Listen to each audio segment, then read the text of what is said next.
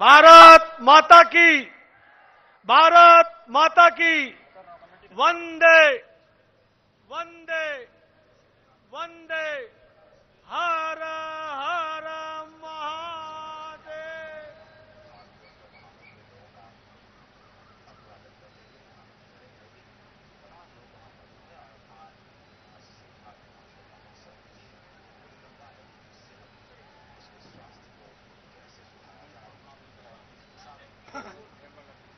बिल्कुल, इस वक्त आप देख रहे हैं सीधी तस्वीरें।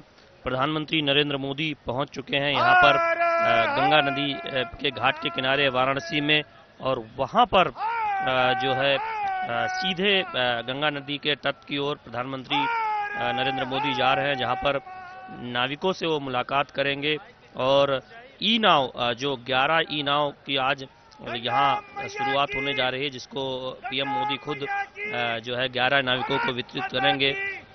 उस 11 नाव को के कार्यक्रम में यहाँ पर हिस्सा लेने के लिए आप इस वक्त देख रहे हैं प्रधानमंत्री गंगा नदी के तट की ओर जा रहे हैं। एक ई नाव में सवार होकर वो जो यहाँ पर मंच बनाया गया है वहाँ तक जाएंगे। इस वक्त धीरे धीरे प्रधानमंत्री बढ़ते हुए गंगा नदी के तट की तरफ इस वक्त आप देख रहे हैं। वहाँ पर जो 11 नाविक हैं जिनको आज ई नाव दी जानी है, वो नाविक भी वहाँ पर मौजूद हैं। प्रधानमंत्री उनके साथ थोड़ी देर बातचीत भी करेंगे जो है एक ई नाव में सवार होने से पहले।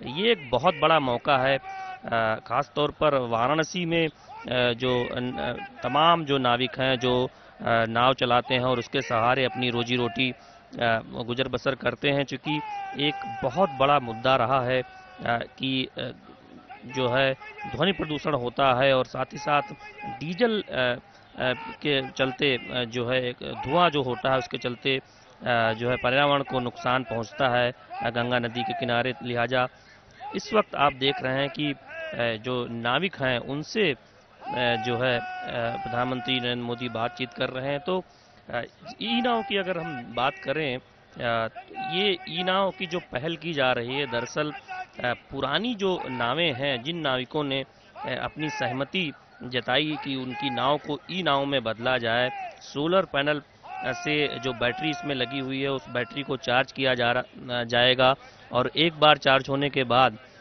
4 से 4.5 घंटे ये बैटरी चलेगी और जो नाविक है वो बहुत आसानी से अपने नाव में जो उनके पर्यटक जो यहाँ आते हैं, जो गंगा नदी के तट पर और घूमना चाहते हैं, तो वहाँ जो है उस पर बैठ सकेंगे। और एक तरह से देखें तो जो नज़ारा होगा, जो अनुभव होगा, वो पर्यटकों के लिए भी बहुत अलग होगा पुरानी नाव के लिहाज से। इसके लिए जो नाविक हैं उनको भी देखें एक खास सहूलियत होगी इस बात को लेकर, चूँकि प्रति घंटा खर्चा जो है वो बहुत कम आता है। इस वक्त आप जो तस्वीरें देख पा रहे हैं ये सीधी तस्वीरें हैं जहां प्रधानमंत्री नरेंद्र मोदी नाविकों से मुलाकात कर रहे हैं, उनसे कुशल क्षेम जान रहे हैं और यहाँ ये जो नई पहल की जा रही है उस बारे में बातचीत की जा रही है। हम जानते हैं कि ये जो अस्सी घाट और उसके आसपास का घाट है, अगर आप पिछले 1.5-2 सालों में देखें तो यहाँ की जो सूरत है वो पूरी तरह बदल चुकी है। पीएम मोदी ने जब यहाँ पर खुद फावड़ा चलाया था काफ़ी देर, और उसके बाद एक तरह से वाराणसी के घाटों को जो है नया रूप देने की शुरुआत हुई थी। मिट्टी हटाई गई, वर्षों से जमी टनों मिट्टी यहाँ से हटाई गई और अब अगर आप अस्सी घाट पर आएँ, वहाँ की जो सीढ़ियाँ हैं वो बिल्कुल साफ सुथरी नज़र आती हैं, लाइट्स लगा दी गई हैं, जो है स्वच्छता को लेकर तमाम सारे जो है बंदोबस्त यहाँ पर किए गए हैं। और एक चिंता इस बात को लेकर थी कि नदी में जो नाव चलती है मोटर, उसमें जो डीजल सेट लगे होते हैं उनसे धुआं होता है, तो क्या इसका कोई विकल्प हो सकता है? उसी दिशा में आगे बढ़ते हुए ई नाव की शुरुआत की जा रही है। ये ई नाव जैसे जिसका हम जिक्र कर रहे थे कि इसमें 6-7 लोग आसानी से बैठ सकते हैं, एक समान गति से ये गंगा नदी का सफ़र कराएगी और एक बार इसमें जो बैटरी लगी है जो सोलर से चार्ज होगी, एक बार चार्ज करने के बाद 4-5 घंटे आसानी से जो है उसे चार्ज करने की कोई ज़रूरत नहीं होगी और जो है प्रति घंटे इसका चलाने का खर्चा जो डीजल नाव है उसके मुकाबले बेहद कम होगा। एक बड़ी चुनौती रही है कि जो बड़ी नावें चलती हैं डीजल सेट से, उनसे गंगा नदी में जो जीव जंतु रहते हैं उनको नुकसान होता है। कछुआ सेंचुरी की जो बात हम करते हैं उसके लिए चुनौती खड़ी होती है। तो ऐसे में इस पहल से ये माना जा रहा है कि जो नाविक हैं, जो अपनी रोजी रोटी जो है नाव चलाने के सहारे गुजर बसर करते हैं, उनको बहुत फायदा होगा। आप इस वक्त देख रहे हैं कि प्रधानमंत्री नरेंद्र मोदी जो है नाविकों का कुशल क्षेम पूछने के बाद अब आगे बढ़ रहे हैं गंगा नदी के तट के किनारे, जहां पर जो 11 ई नाव हैं वो लगाई गई है और उसमें से जो एक नाव है उसमें प्रधानमंत्री नरेंद्र मोदी सफर करेंगे। उस नाव पर वो सवार हो रहे हैं और इस नाव में बैठकर वो जो है 80 घाट पर जो मंच बनाया गया है उस मंच की तरफ जाएंगे। तो निश्चित तौर पर एक बहुत बड़ा मौका न केवल उन नाविकों के लिए जो गंगा नदी के तट के किनारे नाव चलाते हैं, बल्कि जो है वाराणसी के निवासियों के लिए कि जो तमाम जो चुनौतियां हैं वाराणसी में विकास को लेकर, पर्यावरण से संतुलन बनाने को लेकर, धार्मिक और ऐतिहासिक इस नगरी को कैसे और बेहतर सुंदर बनाया जाए, उसको मद्देनजर रखकर फैसले किए जा रहे हैं, कदम उठाए जा रहे हैं। निश्चित तौर पर उसका असर भी दिखाई दे रहा है। तो आप इस वक्त देख रहे हैं जब जो ई नाव है उसमें बैठकर प्रधानमंत्री नरेंद्र मोदी गंगा नदी में अवलोकन कर रहे हैं और इस नाव के जरिए ही वो 80 घाट पर जो मंच बना हुआ है वहां तक जाएंगे। हर स्तर पर अपने को बहुत ज्यादा महत्वपूर्ण और एक जो और जो अहम बात कही जा रही थी वो ये कि जब विकास यहाँ पर किया जा रहा था तो किस तरह से जो यहाँ की धरोहर है उनको संरक्षित किया जाए, उनको नुकसान न पहुंचाया जाए। ये जो आप ई नाव देख रहे हैं जिसमें प्रधानमंत्री नरेंद्र मोदी खुद जो है सफर कर रहे हैं, ये नई नाव नहीं है। इस तरह की जो 11 नाव आज वितरित की जानी है नाविकों को, ये पुरानी नावों को ही बदलकर नया रूप दिया गया है। और इसे जिन नाविकों ने सबसे पहले सहमति जताई है उन नाविकों को सौंपा जाएगा। तो एक तरह से ये एक पहल है कि तकरीबन 2000 के आसपास जो नावें हैं, जो छोटी बड़ी नावें जो तमाम जो गंगा नदी के किनारे यहाँ पर घाट्स हैं वाराणसी में, उसमें जो सफर करते हैं जो है जो नाविक जो उसके जरिए अपनी रोजी रोटी कमाते हैं, उसमें से जो भी आगे आएगा और इस प्रयोग के जो भी नतीजे सामने आएंगे, जो प्रयोग किया जा रहा है 11 नाव को देकर, उसको आगे बढ़ाया जाएगा। इस समय आप देख सकते हैं जो गंगा नदी में जो तस्वीरें इस वक्त जो छटा काफी निराली नजर आ रही है। तो इस तरह के प्रयोग से ऐसे होगा कि जब डीजल सेट की नावें नहीं होंगी तो धुएं के जरिए होने वाले प्रदूषण पर भी काफी हद तक रोक लगेगी। और ये एक बहुत अहम कारण माना जाता रहा है कि जब लोग बड़ी नावों पर सवार होकर जो उसमें डीजल सेट लगते हैं उसके जरिए जो धुआं होता है उससे गंगा प्रदूषित होती है। और साथ ही साथ बड़ी नावों में जो बड़े कटर लगे होते हैं उनसे जीव जंतुओं को भी नुकसान होता है। तो ये एक बहुत बड़ी पहल है इस तरह का प्रयोग, जिससे कि जो है विकास में पर्यावरण का पूरा ध्यान रखा जाए। जो गंगा सफाई का अभियान चल रहा है उसमें भी इस पहल से बहुत मदद मिलने की उम्मीद है। और साथ ही साथ अगर इस प्रयोग को तेजी से आगे बढ़ाया जा सका तो न केवल वाराणसी के घाट बल्कि जो विभिन्न नदियों के किनारे जो नाव चलाते हैं नाविक, वहां धीरे धीरे इस पहल को आगे बढ़ाया जा सकेगा। और ये कह सकते हैं कि बड़ी संख्या में जो नाविक हैं उन्हें जो अपने रोजगार को और बेहतर तरीके से जो है जीवन यापन का मौका मिलेगा, क्योंकि इस नाव पर जो बैठने का अनुभव है वो किसी भी जो है पर्यटक के लिए या किसी भी के लिए काफी अलहदा है। आप अगर पुरानी जो परंपरागत नावें हैं उसमें धुआं होता है, काफी वो आवाज करती हैं और एक जो आप जब नदी में सफर करना चाहते हैं, नदी के तट से गंगा नदी का अवलोकन करना चाहते हैं, तो उसमें ध्वनि प्रदूषण की वजह से थोड़ी दिक्कत आती है और वायु प्रदूषण की वजह से थोड़ा असहज महसूस करते हैं यात्री। लेकिन इस नाव में ऐसा बिल्कुल नहीं है। पूरी तरह से शांत माहौल में आप नज़ारा देख सकते हैं, लुत्फ उठा सकते हैं और एक समान चाल से जो है ये नाव चलती है जो है। और गंगा में जब मैंने इससे पहले कुछ नाविकों से बात की थी तो उनके लिए सबसे बड़ी खुशी की बात ये थी कि वो अपने जो है नाव में बैठने वाले पर्यटकों को वाराणसी के ऐतिहासिक पौराणिक महत्व के बारे में ज़्यादा बेहतर तरीके से बता पाएंगे, क्योंकि ये नावें हैं ऐसी हैं जिसमें किसी तरह का कोई ध्वनि प्रदूषण नहीं है।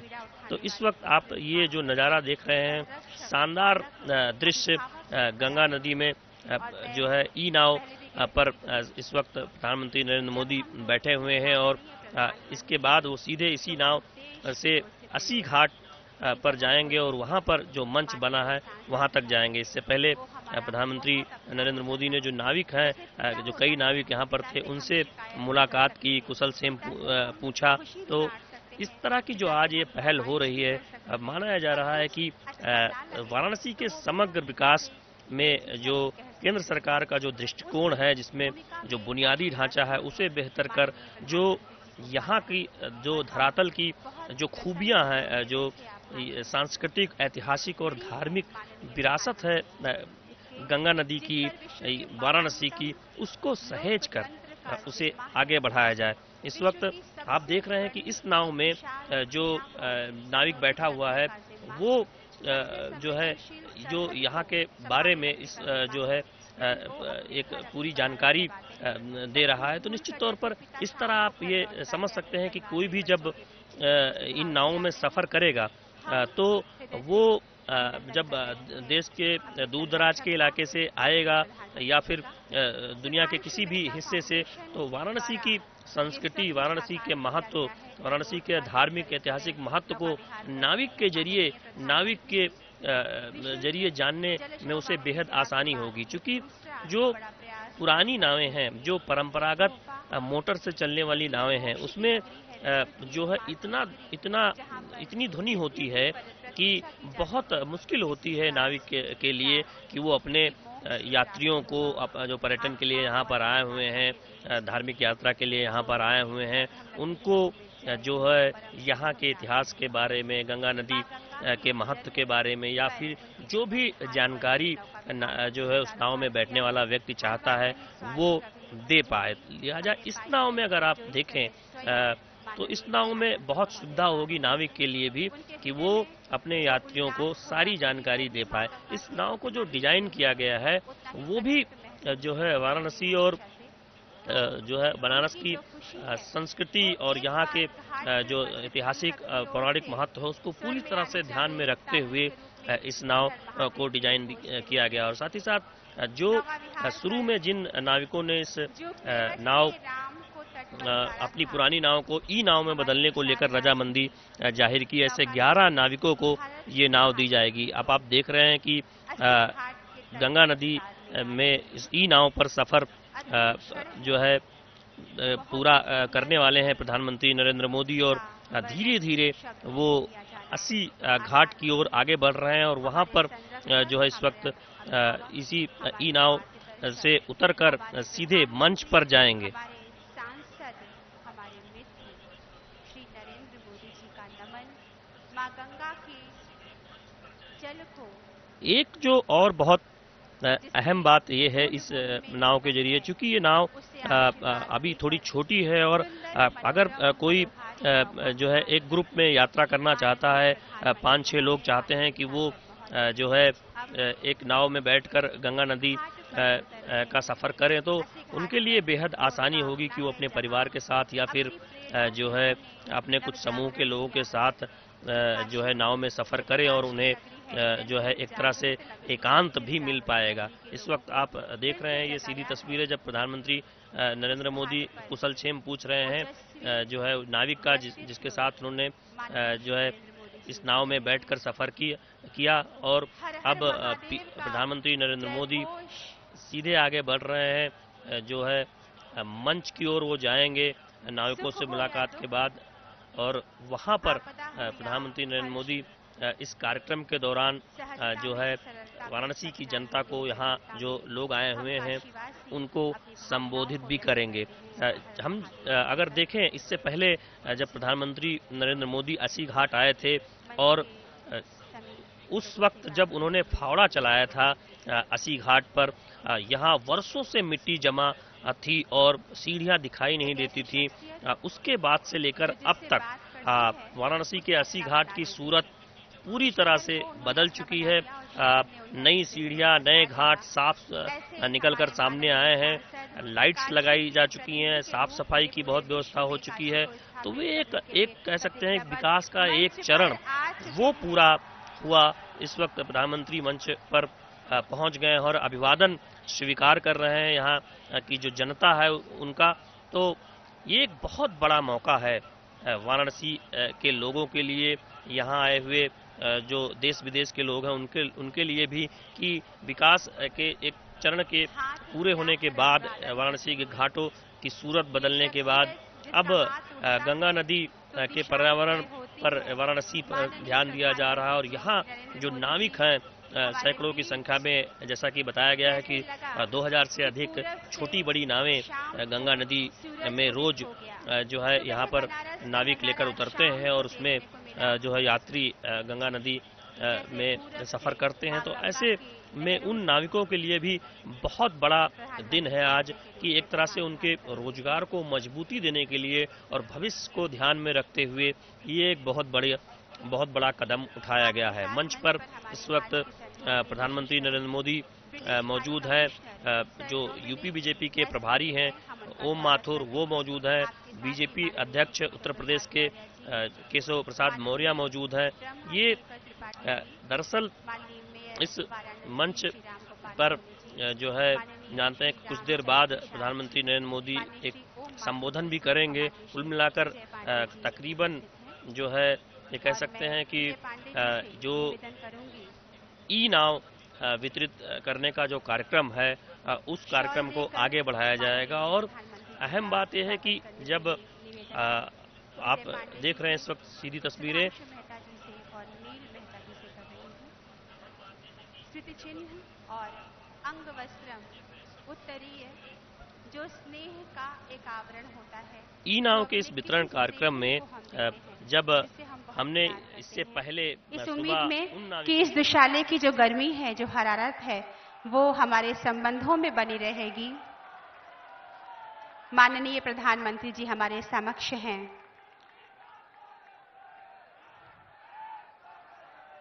विजय पांडे जी, सुधांशु मेहता जी और नील मेहता जी ने माननीय प्रधानमंत्री महोदय का स्वागत किया।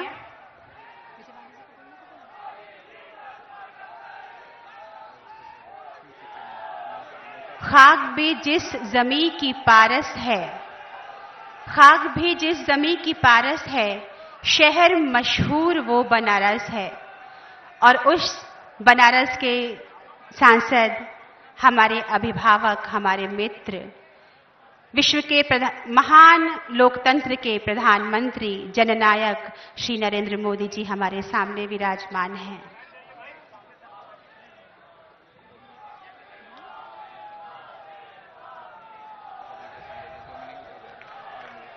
विजय पांडे जी सर डोमिनिक को मेमेंटो देते हुए जो हमारे बीच उपस्थित हैं, British high commissioner Sir Dominic Asquith, इस सुंदर शाम में आपका बहुत बहुत स्वागत, अभिनंदन।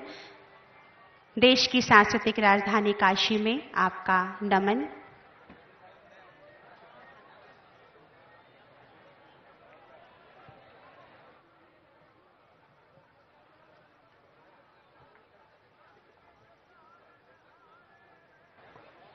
और अब मैं पूरी काशी की ओर से सबके भाव को स्वर देते हुए, काशी की आवाज बनके हमारे मन की बात हमारे मन तक पहुंचाने के लिए हमारे प्रिय हमारे अभिन्न, हमारे संरक्षक, हमारी आन बान शान, हमारे अभिभावक, हमारे सांसद, ओजस्वी शख्सियत के मालिक और हम सबकी प्रेरणा पुंज श्री नरेंद्र मोदी जी से, माननीय प्रधानमंत्री जी से निवेदन कर रही हूं कि हमें अपने ओजस्वी वक्तव्य से कृतार्थ करें।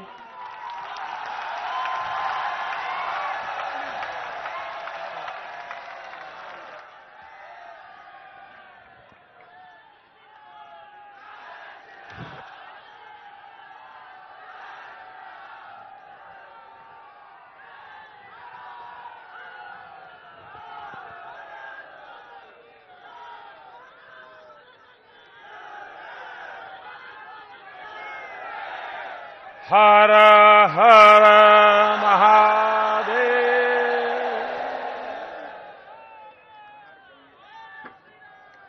आज हमारे बीच में विशेष रूप से उपस्थित British high commissioner Sir Dominic Asquith, Uttar Pradesh सरकार में मंत्री श्रीमान त्रिपाठी जी, भारतीय जनता पार्टी के उत्तर प्रदेश के नए अध्यक्ष, नौजवान जुझारू नेता श्रीमान केशव प्रसाद मौर्य, हमारे पड़ोस के सांसद श्रीमान रामचंद्र निषाद जी, वाराणसी के मेयर श्री, भारतीय जनता पार्टी के वरिष्ठ नेता श्रीमान ओम माथुर जी, बीएमसी के एमडी विजय जी, यहां के विधायक श्रीमान रविंद्र जायसवाल जी, विधायक डॉक्टर ज्योत्सना श्रीवास्तव जी, विधान परिषद के सदस्य श्रीमान लक्ष्मण आचार्य जी, श्रीमान हनुमंत रावत जी और विशाल संख्या में पधारे हुए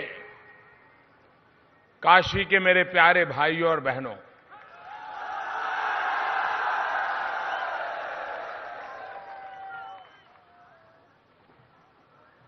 आपने मुझे देश की सबसे बड़ी पंचायत में आशीर्वाद देकर के भेजा। आपने मुझे इतना भरपूर प्यार दिया, उतना भरपूर प्यार दिया है कि जो आज मुझे कार्य करने की प्रेरणा भी देता है, ऊर्जा भी देता है। और इसके लिए मैं इस पवित्र धरती का आभारी हूं, यहां के लाखों लाखों भाइयों बहनों का आभारी हूं, भोले बाबा का आभारी हूं, मां गंगा का आभारी हूं।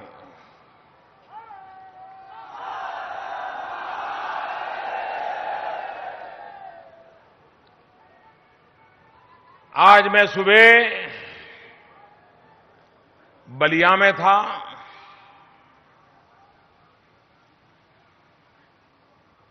और अभी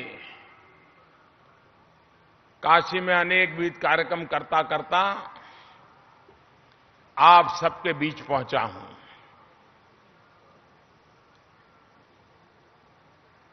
हमारे देश में दुर्भाग्य से राजनीति उप रूप में चलाई गई कि जिसमें हमेशा योजनाएं वही बनी जिस योजनाओं से वोट बैंक मजबूत बनती रहे। देश का नागरिक मजबूत बने या न बने, देश का गरीब मजबूत बने या न बने, हिंदुस्तान के गांव, मोहल्ले, शहर मजबूत बने या न बने, हिंदुस्तान मजबूत बने या न बने, लेकिन वोट बैंक मजबूत बनती रहनी चाहिए। यही कारोबार चला। अगर पहले निषाद भाइयों के वोट चाहिए तो क्या चर्चा हुआ करती थी? डीजल का थोड़ा दाम कम करो, 1 रुपया कम करो, जरा निषाद लोग खुश हो जाएंगे तो वोट दे देंगे। कुछ ऐसी बातें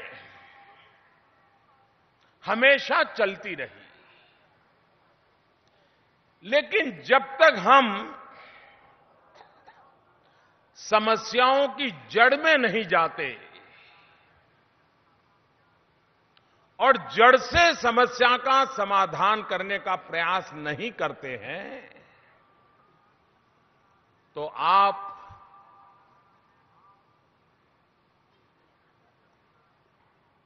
चुनाव लड़ते जाएंगे, चुनाव जीतते जाएंगे, लेकिन मेरा गरीब और गरीब बनता जाएगा और मुसीबत झेलता जाएगा।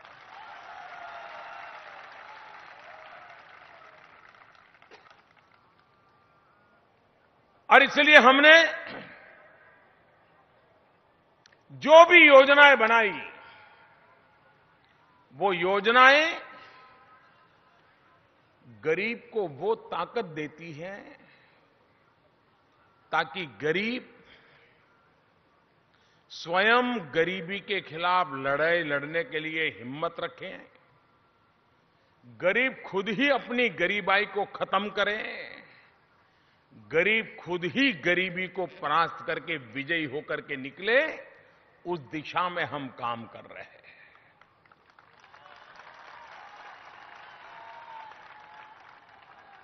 आपने देखा होगा प्रधानमंत्री जन धन योजना। ये प्रधानमंत्री जन धन योजना देश आजाद होने के बाद 70 साल होने आए हैं, लेकिन इस देश के 40% लोग जिन्हें बैंक का दरवाजा देखने का सौभाग्य नहीं मिला था। बैंक में खाता खोलने की तो बात छोड़ दीजिए, उसने कभी सोचा नहीं था कि वो भी कभी बैंक में जा सकता है। हमने बीड़ा उठाया, क्या ये बैंक गरीबों के लिए होनी चाहिए कि नहीं होनी चाहिए? गरीबों का बैंकों पर हक होना चाहिए कि नहीं होना चाहिए? अगर गरीब बैंक से पैसा लेना चाहता है तो मिलना चाहिए कि नहीं मिलना चाहिए? क्या गरीबों को अब भी साहूकारों के यहां जाकर के ऊंचे ब्याज से पैसे लेने के लिए मजबूर होना पड़े, वो अच्छी बात है क्या? और इसलिए भाइयों बहनों, हमने करीब 21 करोड़ से ज्यादा नागरिक इनके प्रधानमंत्री जन धन योजना के बैंक अकाउंट खुलवा दिए। और बैंक अकाउंट खोलने के समय हमने कहा था, आप चिंता मत कीजिए, आपके पास पैसे है कि नहीं है। बैंक वाले हमें कहते थे, साहब 10 रुपया तो लेने दीजिए, ये स्टेशनरी का खर्चा होता है, फार्म का खर्चा होता है, मुलाजिम का खर्चा होता है, ये मुफ्त में करेंगे तो बहुत घाटा हो जाएगा। मैंने कहा जो होगा सो होगा, गरीब के लिए बैंक होती है, घाटा होगा तो गरीब के लिए मुझे मंजूर है।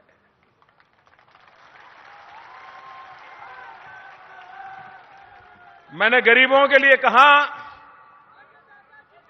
कि जीरो बैलेंस से बैंक अकाउंट खुलेगा, जीरो बैलेंस से, जीरो बैलेंस से बैंक अकाउंट खुलेगा। और धन्यवाद धन्यवाद भैया, धन्यवाद। उसका प्यार इतना बढ़ गया।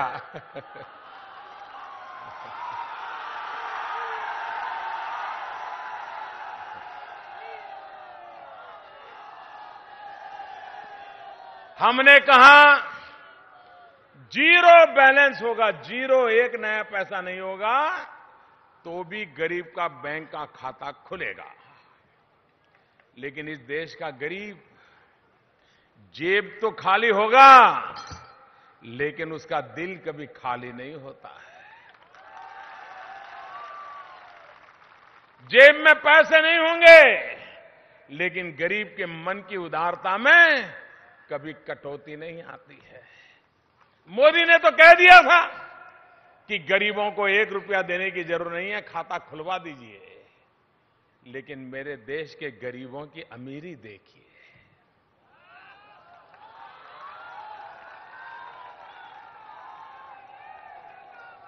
अमीरों की गरीबी तो बहुत देखी, कभी गरीबों की अमीरी भी तो देखा करिए।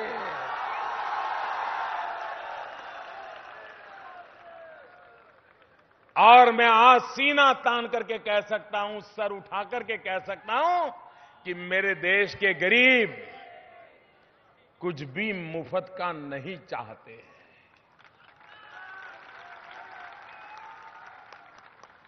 जीरो बैलेंस से अकाउंट खुलना था, लेकिन मेरे देश के गरीबों ने 35,000 करोड़ रुपया बैंकों में जमा कराया। 35,000 करोड़ रुपया।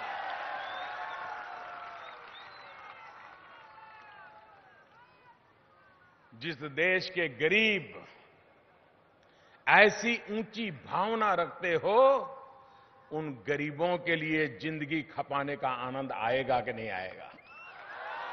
उनके लिए काम करने का मजा आएगा कि नहीं आएगा? ऐसे गरीबों के लिए काम करे तो जीवन में संतोष मिलेगा कि नहीं मिलेगा?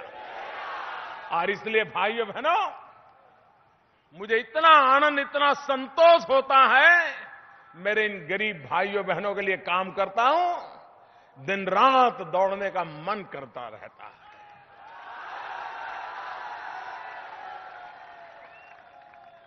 हमने प्रधानमंत्री जनधन योजना में जो बैंक खाता खोलेगा, लेकिन वो पड़ा रहने देना नहीं है। भले 5 रुपया तो 5 रुपया, जाना है, डालना है, निकालना है, डालना है, निकालना है, वो बैंक वाला मेहनत करेगा, करने दो। आप आदत डालो, बैंक में जाने की आदत डालो। बैंक वालों को भूलने मत दो, उनको भूलने मत दो। उनको याद रखना चाहिए कि ये देश गरीबों के लिए है, ये सरकार गरीबों के लिए है, ये बैंक भी गरीबों के लिए है। लेकिन अगर आप बैंक में जाना ही मन कर दोगे तो वो तो भूल जाएगा। तो मेरी देश के सभी गरीबों से प्रार्थना है कि आपने जनधन अकाउंट खोला है, लेकिन महीने में 1-2 बार बैंक में जाया करो। 5-10 रुपया, 15 रुपया रखते चलो, कभी जरूरत पड़े तो निकालते चलो। बैंक में आप काम लेना सीखो। और अगर वो किया तो सरकार ने, गरीब अगर बैंक में खाता खोलता है तो उसका 2 लाख रुपए का बीमा लिया है मैंने। 2 लाख रुपए का बीमा। अगर उसके परिवार में कुछ हो गया तो 2 लाख रुपया उसको तुरंत पहुंच जाएगा। ये व्यवस्था की है भाइयों। लेकिन ये तब होगा अगर हमारा गरीब बैंक में रेगुलर खाता चालू रखेगा। एक बार खोला, रखा, छोड़ दिया तो ये फायदा नहीं मिलेगा। और इसलिए मैं आपका प्रतिनिधि हूं, सांसद के नाते आपने मुझे बिठाया है। मैं चाहता हूं मेरे बनारस में इसका सबसे ज्यादा फायदा लोग ले।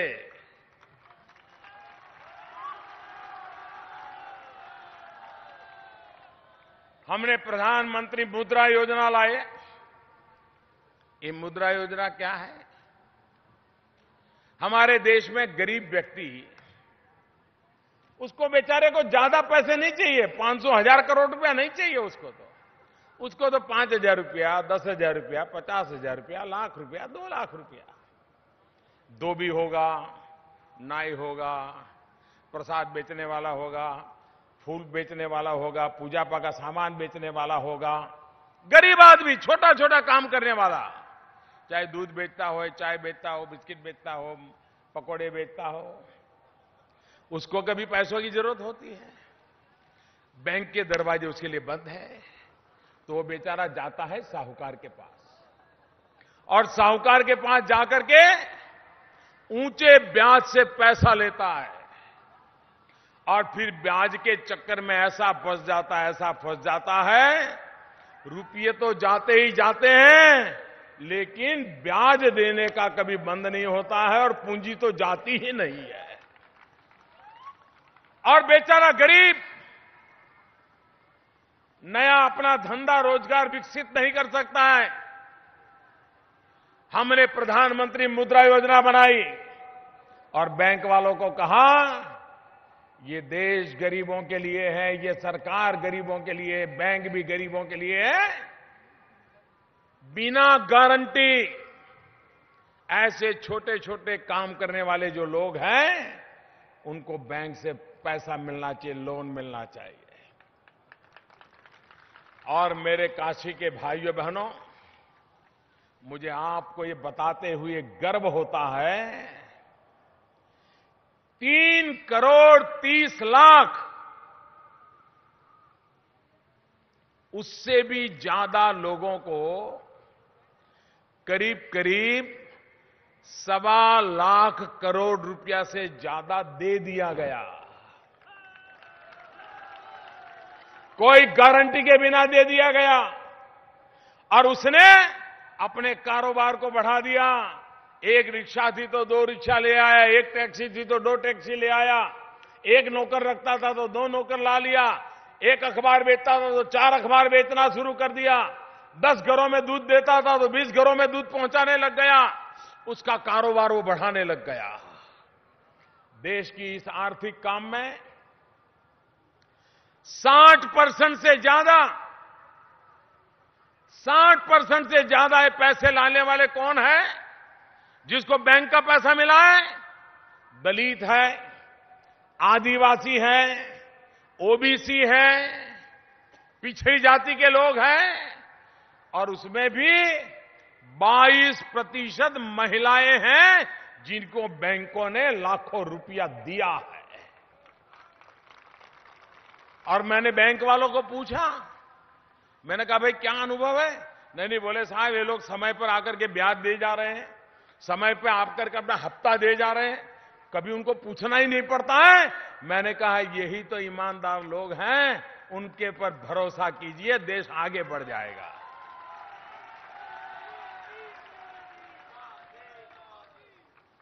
भाइयों बहनों, विकास कैसे किया जा सकता है, इसका ये उदाहरण है। आज मैंने बलिया में रसोई गैस गरीबों को देने की योजना का प्रारंभ किया। आपको मालूम है, हमारे देश में रसोई गैस है तो अड़ोस पड़ोस के लोगों को दिखाते हैं, देखो मेरे घर में रसोई गैस है। और जो केरोसिन से खाना पकाते हैं या मिट्टी के तेल से पकाते हैं या लकड़ी से पकाते हैं, उनके मन में रहता है इसके घर में तो रसोई का सिलेंडर आ गया, मेरे घर में कब आएगा। और बेचारे गरीब लोग, सामान्य लोग एक गैस का कनेक्शन लेने के लिए नेताओं के पीछे पीछे दौड़ते हैं, अरे साहब कुछ करो ना, किसी को बता दो ना, मुझे गैस का कनेक्शन मिल जाए। यही चलता है कि नहीं चलता है? यही चला है कि नहीं चला है? अरे एक जमाना था, ज्यादा दूर की बात नहीं कर रहा हूं, कुछ ही साल पहले एमपी को 25 रसोई गैस की कूपन मिलती थी। 25, एक साल में 25। और वो एमपी के घर लोग सुबह आते थे, साहब एक कूपन दे दो ना, मुझे गैस का कनेक्शन लेना है। बेटे की शादी होने वाली है, बहू शहर से आने वाली है, अगर गैस नहीं होगा तो शादी अटक जाएगी, एक कनेक्शन दे दो। ऐसे दिन थे। और ये नेता लोग कल आना, परसों आना, अगली बार देखेंगे, अभी खत्म हो गया। यही होता था कि नहीं होता था? यही होता था कि नहीं होता था? भाइयों बहनों, और एमपी भी 25 गैस के कनेक्शन दिए तो बड़ा खुश हो जाता, तो उसको लगता वाह वाह वाह क्या काम कर दिया है। भाइयों बहनों, वो भी एक सरकार थी जो 25 कनेक्शन के लिए बहुत बड़ा काम मानती थी, और ये भी एक सरकार है। आपने बनाई हुई सरकार है ये, काशी वालों ने बिठाई हुई सरकार है ये। वो क्या कहते हैं, वो 25 कनेक्शन का काम देते थे। हमने निर्णय कर लिया 3 साल में 5 करोड़ परिवार को गैस का कनेक्शन दे देंगे।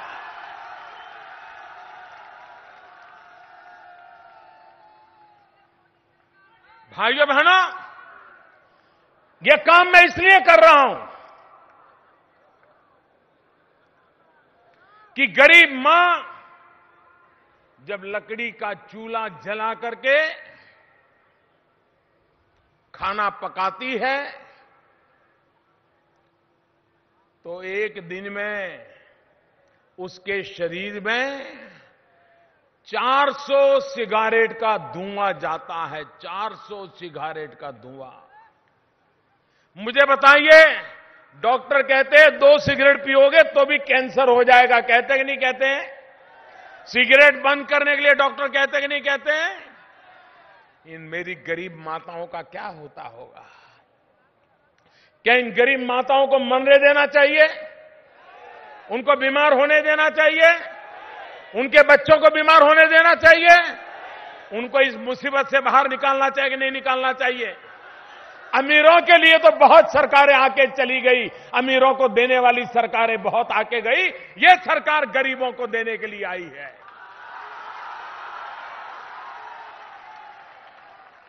और इसलिए भाइयों बहनों, 5 करोड़ परिवारों को, ये गरीब परिवार हैं जिनकी किसी नेता से जान पहचान नहीं है, जिनके पास गैस का सिलेंडर लेने के लिए, कनेक्शन लेने के लिए, रिश्वत देने के लिए पैसे नहीं है, जिसका कोई नहीं है, उसके लिए ये सरकार है मेरे भाइयों बहनों, उसके लिए सरकार है। और इसका परिणाम ये होगा, उन माताओं की तबीयत तो अच्छी होगी, बच्चों की तबीयत अच्छी होगी, घर के अंदर उनको अब समय ज्यादा मिलेगा, अब लकड़ी जलानी नहीं पड़ेगी, लकड़ी लेने के लिए जाना नहीं पड़ेगा, और अपना बाकी समय में कुछ काम करना है तो वो आराम से कर सकते हैं। ये काम करके दिया है भाई। आज यहां आपने देखा, मेरे मछुआरा भाइयों बहनों को ई बोट दे रहे हैं हम, ई बोट।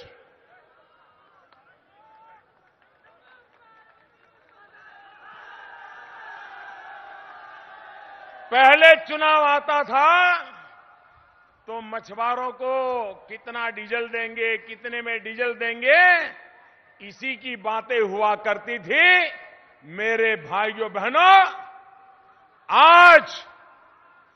आज उसको इस संकट से हम बाहर कर रहे हैं, उसको उस मुसीबत से मुक्ति दिला रहे हैं, और हम ई बोट देना शुरू कर रहे हैं। मैंने हमारे मछुआरे भाइयों से अभी मैं बात कर रहा था, मैंने उनको पूछा कि भाई बताइए, दिन भर में कितना डीजल लेते हो? उसने कहा, साहब एक दिन में करीब 10 लीटर डीजल लग जाता है और 5-6 घंटे सवारी करते हैं, और उसका खर्चा करीब होता है 500 रुपया। एक दिन का डीजल का खर्चा होता है 500 रुपया, और उसके कारण बोट में ऐसी आवाज आती है, वो टूरिस्ट बेचारा उसी से तंग हो जाता है, उसको लगता है जल्दी उतर जाए तो अच्छा होगा। और वो मछुआरा भी अगर नाव में बैठ करके बताना चाहता है ये फलाना घाट है, ढिकना घाट है, वो दिखता है, ढिकना दिखता है, उसको कुछ सुनाई नहीं देता है। टूरिस्ट को मजा नहीं आता है। अगर टूरिस्ट को मजा नहीं आएगा तो टूरिस्ट आएगा क्या? टूरिस्ट नहीं आएगा तो मछुआरों को रोजी रोटी मिलेगी क्या? मेरे निषाद भाई बहन कुछ कमाएंगे क्या? भाइयों बहनों, ई बोट के कारण अब आवाज का नामो निशान नहीं रहेगा। मैं अभी बोट में जाके आया तो मैंने उसको पूछा कि मशीन बंद तो नहीं कर दिया है? नहीं, बोले मशीन चालू है। मैंने कहा बिल्कुल आवाज नहीं आ रही है। बोले साहब बिल्कुल आवाज नहीं आ रही है। मुझे बताइए, ये काशी के टूरिज्म को लाभ होगा कि नहीं होगा? ऐसे नहीं, पूरी ताकत से बताओ, होगा कि नहीं होगा? अब देखना, जो भी टूरिस्ट आएगा ना वो पूछेगा ई बोट कहां है, मुझे ई बोट में बैठना है। जिसके पास ई बोट नहीं है वो मोदी को पकड़ेगा, मोदी जी जल्दी ई बोट लाओ। ये होने वाला है। दूसरा, पहले उसको 500 रुपया का डीजल भरना पड़ता था, अब उसकी बैटरी, बोट के ऊपर छत बनाइए, छत, उस छत के ऊपर सोलार पैनल लगेगी, इसलिए सोलार पैनल से उसकी बैटरी चार्ज हो जाएगी, उसको 1 पैसे का खर्चा नहीं होगा। मुझे बताइए, एक गरीब का रोज का 500 रुपया बच जाए, ऐसा कभी आपने सोचा है? सरकारें 10 रुपया देंगे, 2 रुपया कम करेंगे, यही करती रही। आज हमने एक निर्णय से मेरे गरीब मछुआरों का रोज का 500 रुपया बच जाएगा। भाइयों बहनों, अब वो बच्चों को पढ़ाई करा सकेगा कि नहीं कर पाएगा? मां बीमार है तो दवाई करेगा कि नहीं करेगा? अच्छा घर में कुछ लाना है तो ला पाएगा कि नहीं पाएगा? उसकी जिंदगी में बदल आएगा कि नहीं आएगा? अब वो गरीबी के खिलाफ लड़ाई लड़ पाएगा कि नहीं लड़ पाएगा? अब वो गरीबी को परास्त कर सकता है कि नहीं कर सकता है? अब वो गरीबी पर पराजित करके विजय सिंह की मुद्रा में जी सकता है कि नहीं जा सकता है?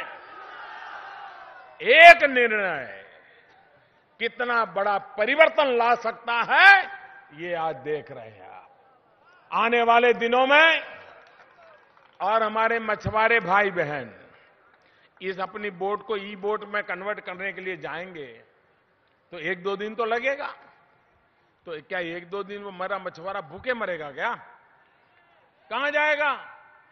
तो हमने कहा है कि तुम्हारी बोट जब रिपेयरिंग में आएगी उस समय तुम्हें उपयोग करने के लिए एक बोट हमारी तरफ से मिलेगी, 2 दिन उसको चला लेना।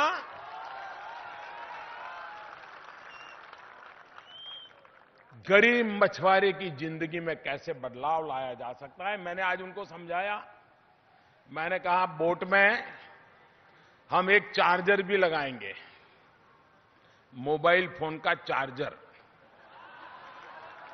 तो जो टूरिस्ट बैठेगा उसको अगर अपना मोबाइल फोन चार्ज करना है तो उसको नाव में ही हो जाएगा।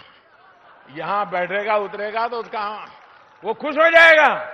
आज मोबाइल फोन का बैटरी चला गया तो जैसे जिंदगी चली गई, जैसे हार्ट बंद हो जाता है ऐसा हो जाता है इंसान को। छोटी छोटी चीजों का ध्यान रखते हुए आज ये ई बोट की शुरुआत और हमारे देश में पहला प्रयोग है कि जहां सोलार से चलने वाली ई बोट का बहुत बड़ा अभियान चलेगा। ये गंगा तट पर हजारों बोट है, हजारों मेरे भाई बहन हैं, मेरे नाविक भाई बहन हैं, मेरे केवट भाई बहन हैं, मेरे मछुआरे भाई बहन हैं। और इसलिए भाइयों बहनों, मेरे जीवन के लिए आज एक बड़े संतोष का काम मुझे मिला, करने का अवसर मिला है। मुझे इतना आनंद है कि जब मेरे इन मछुआरे भाइयों बहनों को, लेकिन मैं उनको कहूंगा अब 500 रुपये बचेंगे तो क्या करोगे?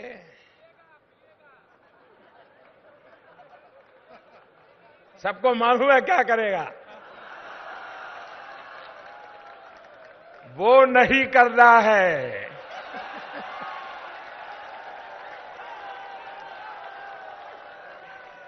ये पैसे बचेंगे तो बच्चों की पढ़ाई के लिए, बच्चों को दूध पिलाने के लिए खर्चा करना है और कुछ पीने के लिए नहीं। वरना तो मेरा पुण्य कहां जाएगा। और इसलिए मेरे भाइयों बहनों, ये ई वोट आज कर रहे हैं। अभी 2-3 दिन पहले आपने देखा होगा, भारत ने आसमान में 7 सैटेलाइट छोड़े हैं। 7 सैटेलाइट, अरबों खरबों रुपया का खर्च किया है। और वो सैटेलाइट से भारत की अपनी जीपीएस सिस्टम बनी है। अब आप जानते हैं हमारे देश की राजनीति कैसी है। इतना बड़ा काम हुआ हो, 7 सैटेलाइट छोड़े हो, इतनी बड़ी बात बनी हो, तो राजनीति में हमारा मन करेगा कि नहीं करेगा कि हम कहें कि भाई इस योजना का नाम दीनदयाल उपाध्याय रख दो, इस सैटेलाइट का नाम श्यामा प्रसाद मुखर्जी रख दो। आपने देखा है एक ही परिवार के कितने नाम हैं सब योजनाओं पर।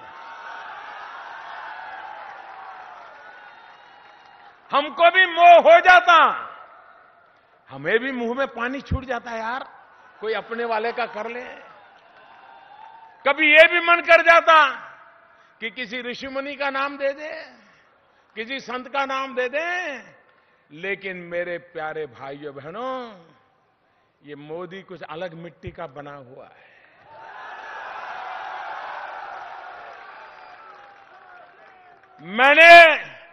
मैंने मेरे किसी नेता के नाम पर इस योजना को नहीं रखा, न मेरे किसी परिवारजन के नाम पर नहीं रखा।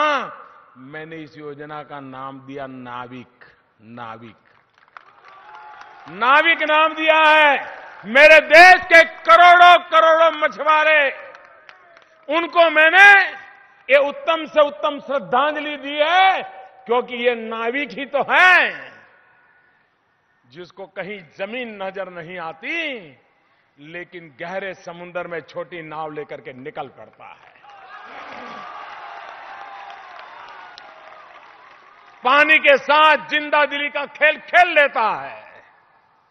महीनों भर पानी में रह करके कहीं तट पर पहुंचता है और सदियों से करता आया है। ये नाविक ही तो है। और इसलिए हमने ये भारत की जीपीएस सिस्टम बनी है, उसका नाम रखा है नाविक। मेरे कोटि कोटि मछुआरों को ये सरकार की बहुत बड़ी अंजलि है, बहुत बड़ा गौरव किया है। और इसलिए दुनिया भी जब दुनिया भी पूछेगी नाविक क्या होता है, तो हम समझाएंगे कि नाविक मेरे काशी में आओ, बताऊं नाविक क्या होता है। भाइयों बहनों, एक ऐसा काम किया है जो मेरे इन मछुआरा समाज को अमरत्व दे देता है, अमर बना देता है। ये काम करने का मुझे सौभाग्य मिला है। इस ई बोर्ड के द्वारा काशी के जीवन में एक आर्थिक क्रांति आने वाली है। आज मैंने ई रिक्शाएं भी दी, और इस बार तो ई रिक्शा उनको दी है जो पैडल रिक्शा चलाते थे। उनकी पैडल रिक्शा वापस ले ली, ई रिक्शा दे दी। और ई रिक्शा के कारण काशी के जीवन को गति मिल जाएगी। भाइयों, आने वाले दिनों में यहां के जीवन में बदलाव आएगा, पर्यावरण में बदलाव आएगा। काशी का विकास करने का मेरा एक सपना है, लेकिन उसमें मुझे एक छोटी सी मदद आपकी चाहिए। करोगे? करोगे? कहते तो हो, बाद में नहीं करते हो। अच्छा, इस बार पक्का? इस बार पक्का? उधर से आवाज नहीं आ रही है। पक्का? पक्का? एक छोटा काम, सफाई, स्वच्छता। अब मेरा काशी गंदा नहीं होना चाहिए।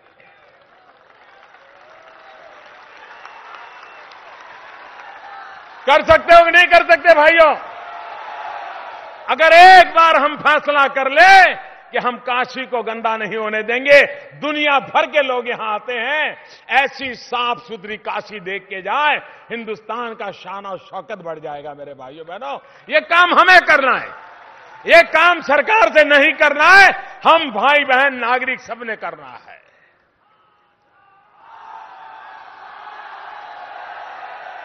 अब हर हर महादेव कह दिया तो हो जाएगा।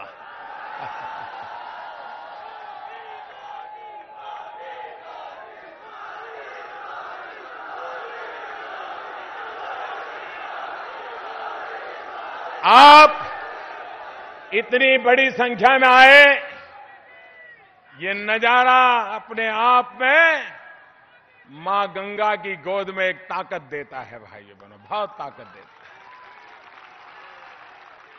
मैं जब भी आपके पास आता हूं, मेरी सारी थकान चली जाती है, एक नई ताकत लेकर के जाता हूं, फिर दौड़ता हूं, फिर काम करता हूं, फिर आपके चरणों में आके बैठ जाता हूं, फिर ताकत लेके चला जाता हूं। भाइयों बहनों, मैं आज मेरे सभी मछुआरे भाई बहनों को ये ई बोर्ड की शुभ भेंट देते हुए बहुत ही गर्व महसूस कर रहा हूं। लेकिन मेरी अपेक्षा है, पैसे बहुत बचने वाले हैं, इन पैसों का उपयोग बच्चों के लिए करना, इन पैसों का उपयोग बच्चों की पढ़ाई के लिए करना। देखिए, गरीबी से लड़ने का यही रास्ता है। हमें जो गरीबी मिली, हम विरासत में अपने बच्चों को गरीबी नहीं देंगे, ये तो हर मां बाप का संकल्प होना चाहिए। भाइयों बहनों, मैं आपका बहुत आभारी हूं और मैं इस योजना को बहुत आगे बढ़ाने के लिए देखते ही देखते सभी नाव हमारी ई बोट बन जाए और नाविक अब तो आसमान से हमारा मार्गदर्शन करता रहेगा। हर पल हमारे मोबाइल फोन पे हमें हमारा नाविक दिखेगा, उसको लेके आगे बढ़े। बहुत बहुत धन्यवाद।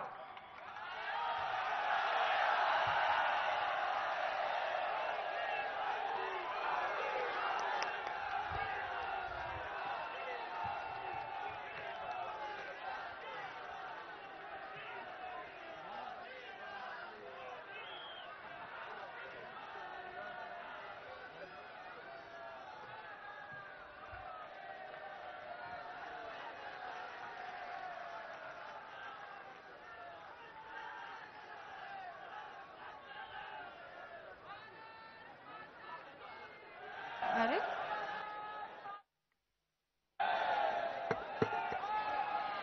जब हम चलें तो साया भी अपना न साथ दे, जब हम चलें तो साया भी अपना न साथ दे, जब तुम चलो जमीन चले आसमां चले।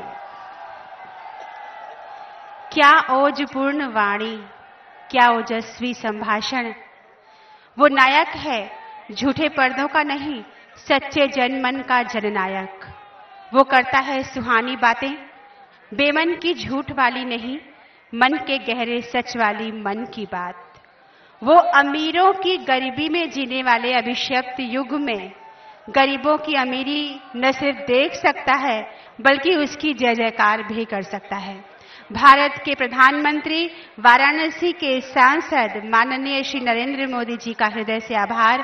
काशी की जनता जो उनके अपने परिवार का एक अंग है,